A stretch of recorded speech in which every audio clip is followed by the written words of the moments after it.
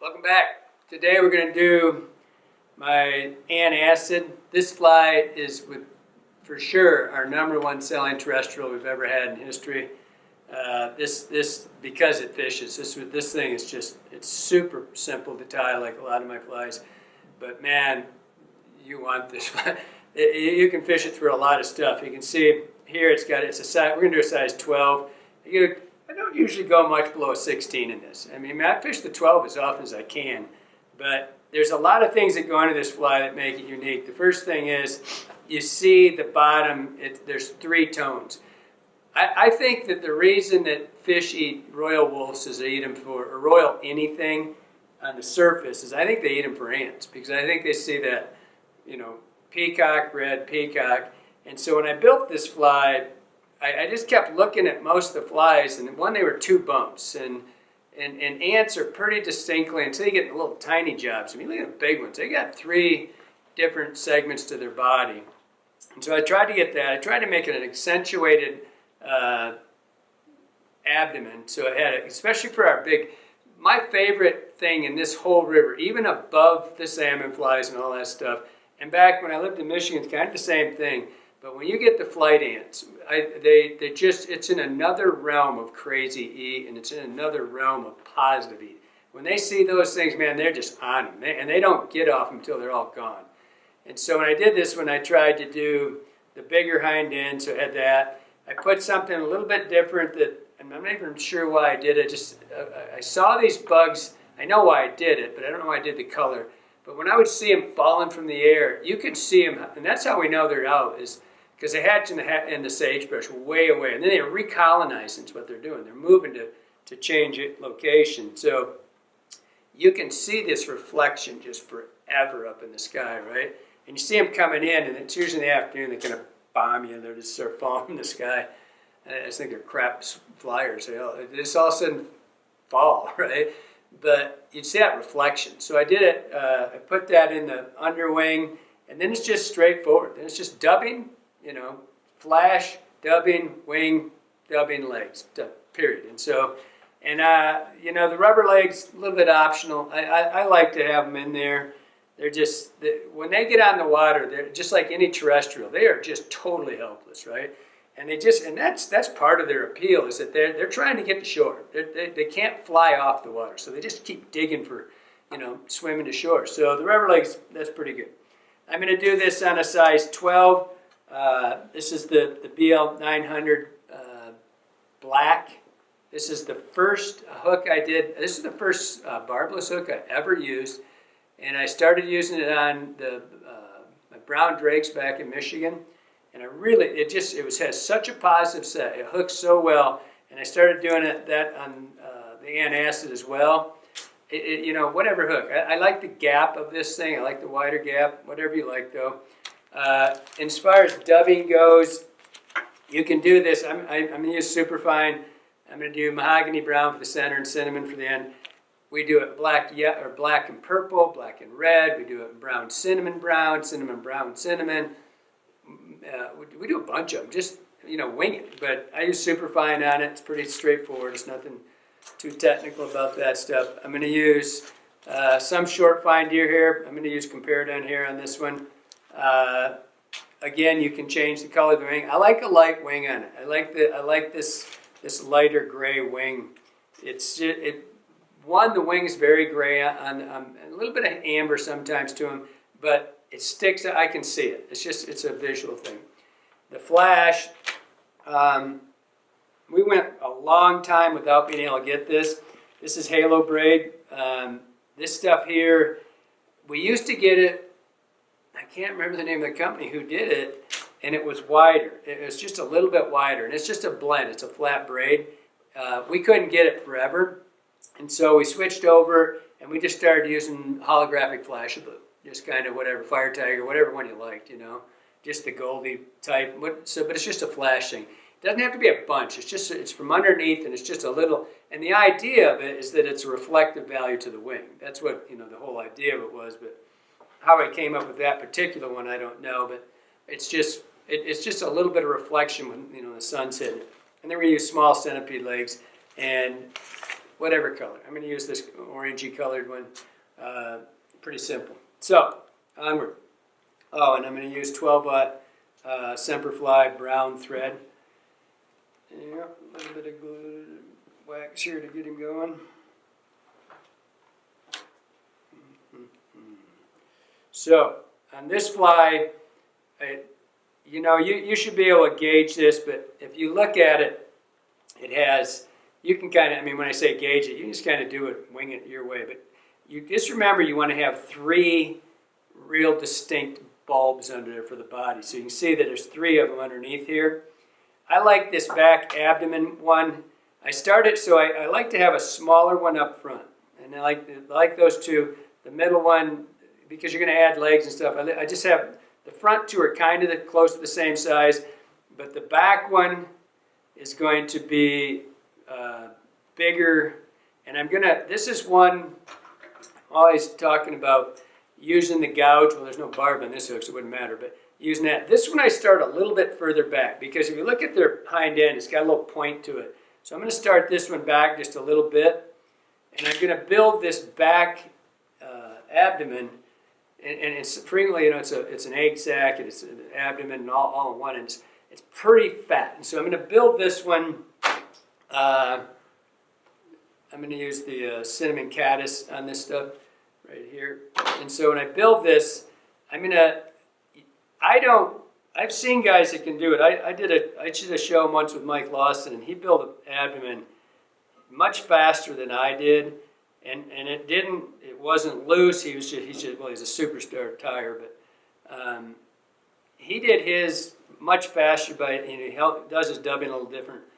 But I like to do really tight dubbing. Even when I'm going to do it, I'm going to have to go back and forth on this. I'm going to have a little bit of wasted time going back and forth to build this thing, but I like this stuff tight around the body. It does not absorb water as fast, and it floats longer when you do that.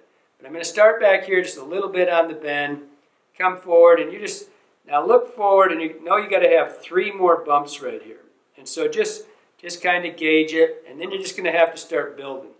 And I tell people a lot of times, I don't like wax on my thread, and I particularly don't, I wax this one to get it started. I don't like wax when I'm dubbing on here. It catches, and it starts, it's hard to push around. I like it to be on a clean thread when I do it, but really tight. You've seen these before where if you do it right, if you drop it, it's just floating around in here. If you have too much, you're going to get a little dog leg on there. Just take your time and nice tight. I'm going to get one that was a little bit bulbous right there, and I'm going to keep going back and forth, and I'm just going to build a pyramid. Is all I'm going to do. And you can do that. You can do it however you want. I mean, I'm always, see how that's really hard for me to move that thread. I don't like that, and I waxed a little bit further back than I normally do, and so. But I keep building this as a pyramid back and forth, and just trying to get, and you'll see, and a lot of them you'll see they're the same size, whatever. It probably works well, but just as well, but I like to do it how I like to do it. On the really small ones, I get a little closer to having them all the same size, like a 16. So now I'm starting to get the hump that I want here. Nice. It's got a little bit of loose thing there. It's getting a little bit. I just got to finish up. So when you get there, you've got to come forward. You don't want that to fall off. You don't want it to pop off. That's why I kept going back and forth. I'm building this little pyramid, triangle shape, and we're going to get up here and I just have to have enough to finish this off. My hands are so rough, all my dubbing's sticking to it. So now I'm past that wax, and so I can move this stuff around. You can see I've got this last piece that's a little thick, and then right here, and then it's getting really skinny, and I can move through and get that right there. So I've got that kind of thick bump. What do I do with you guys? And this braid, now this is thinner, like I said, it's almost half as thick. If you wanted to, you can tie this in and you can fold this over like that and double it up. I'm not going to do that. If you wanted to on this stuff, it's thinner. It's right on the edge. You could do it if you wanted. I'm just going to, it's fine. It's just supposed to be a little bit, and that stuff's, when this stuff's out in the water, and once you start casting it, it's going to start fraying apart. Let's get you a piece here. You see, it's just a bunch of pieces braided. So these things are all going to fray apart, and they'll be underneath there like that.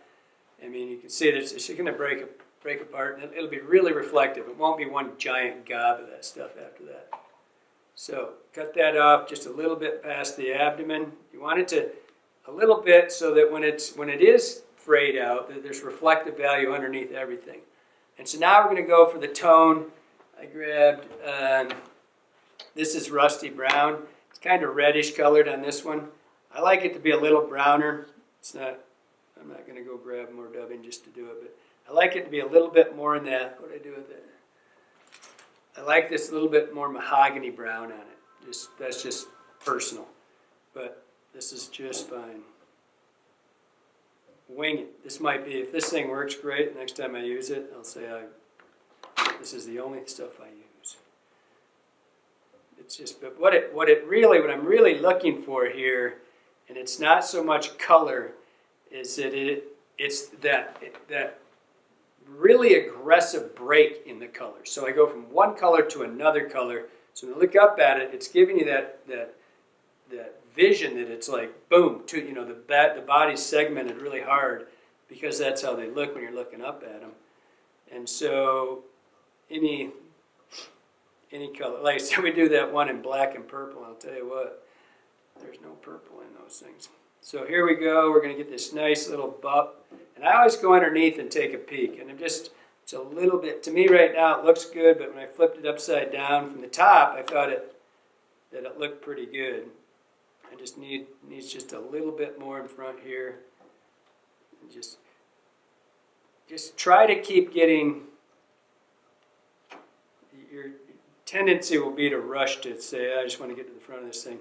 Try to keep those bulbs pretty round and break. Now we've got a nice 3 segments there. You got a fatter hind end.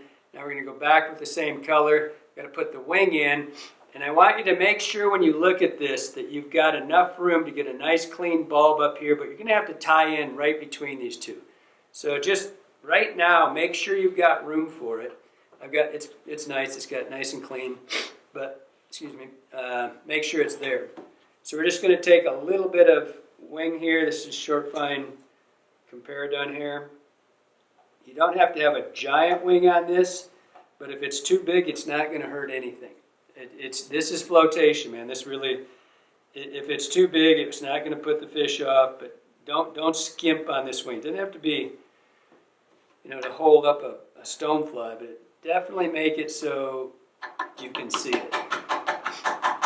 Take your little swinger stacker there. So I want this to set back. I want this wing to be the same length as I want the tips, where these little tiny, the dark tips, I want those to be just longer than the flash. And so if you've cut your flash in advance and it's just a little bit longer, like at the end of the hook, put this on here and you can see the color change. Get your tips so they're just, if you don't have a distinct tip color like that, just make it like 1/8 of an inch maybe longer than the actual flash. All right? So just like always when we're doing the hair, we're going to come in here. We've gauged it so we know how long it's going to be for that. And you're going to look right here. You're going to transfer. And this wing is designed to stay on top of this fly. So we're going to take a nice firm grip. We're going to cut this so it's nice and square. Pick this up. We're going to spin our thread to the right so that'll, and the thread right now is a little bit stranded on me, which means it flattened out a little bit, and I want it to be round. I don't want it to be flat when I do this. So I'm flattening, I'm rounding it, and also what that does is it makes it lay back to your left. So I'm going to come over here, and as soon as I get it where I want it, where I'm going to tie it in, you're going to pinch with your thumb and your forefinger, and pinch the hair tight around the body so it can't go anywhere. Don't let it migrate on each side of the body. So you can see I've got one turn right there, two turns, and I've got a really tight grip on my thumb and my forefinger so the hair can't fall down on each side of it. And then it's simply just pull straight down. That's all you need to do. And then you can see this, you see this little tiny beautiful elk hair caddis. You've captured every single hair. You don't have a lot of build, and you can go right through these hairs just like that, and you're fine. And then your wing is nice and high. You can see it. And now to finish it, the head, go back to the same original color we used, that cinnamon caddis color. And we're going to build a little bit of a round head here. This one won't be as big as the back one, obviously, so I'm just going to put a little bit more on to push that up. So go right up towards the eye there. Whoop, that was kind of sloppy. What's going on here? Kind of rushed it. We're going to build that same pyramid thing. So we're going to come in here,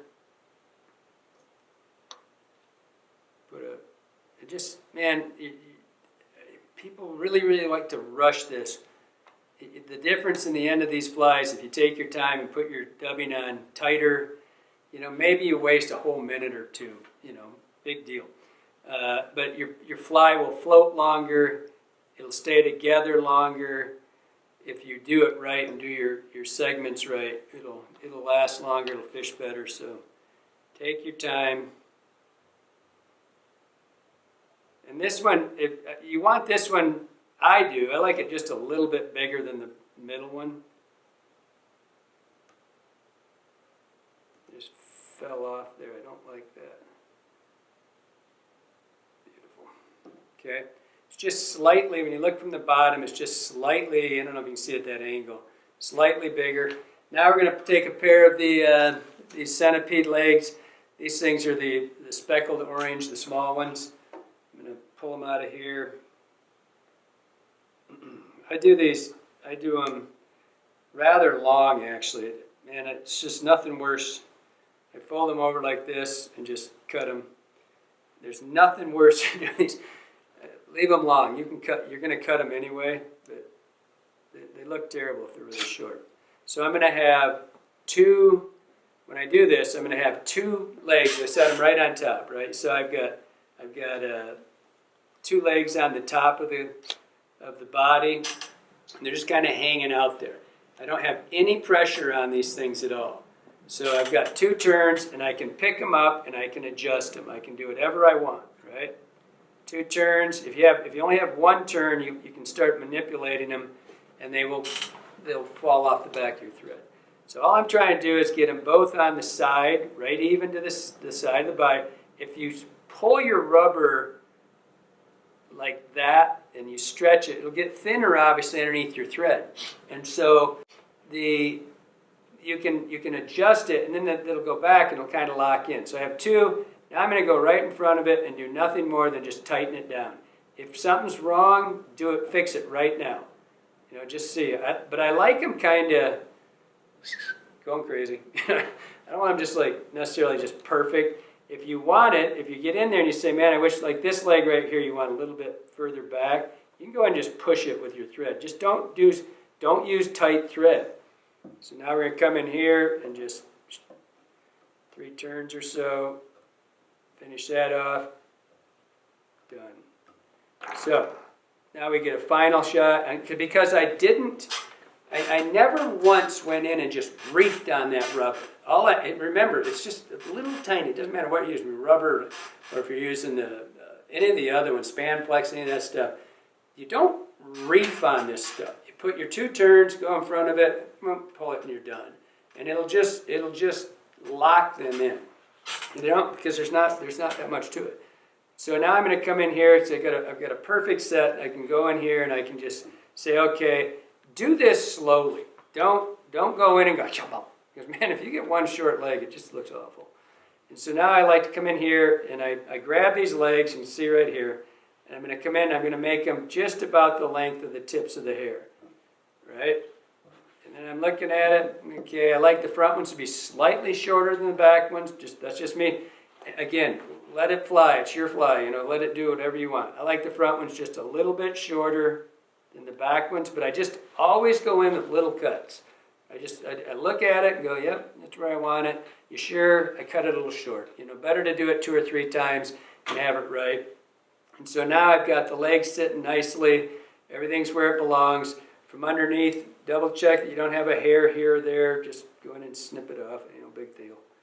Just come in here and look. I'm going to stand that up because I think you'll see a little bit better when I twist it. All right. Now you can see you get the 3 segments. You got a fatter one in the back. From the side, you got these legs sticking out. They're going to kick. You got a little bit of reflection underneath that thing. And it's and a little hair wing. So they float like crazy. They float really, really well. You want your ants down, their bellies in them. You want them. I'm not a big fan of ants in particular that sit too high in the water. These things don't have an ability to sit high. They're down. They're trapped in the water. And so let it sit down. Let that wing carry it. Legs will be kicking. This fly is going to, and if you're an East Coaster, this definitely do this fly. Ants in Michigan for me and everything further to the east, that is an enormous food source for trout on rivers back there and here. But it's something that you should never not have in your fly box. Hope you enjoyed it. Hope it helps you out.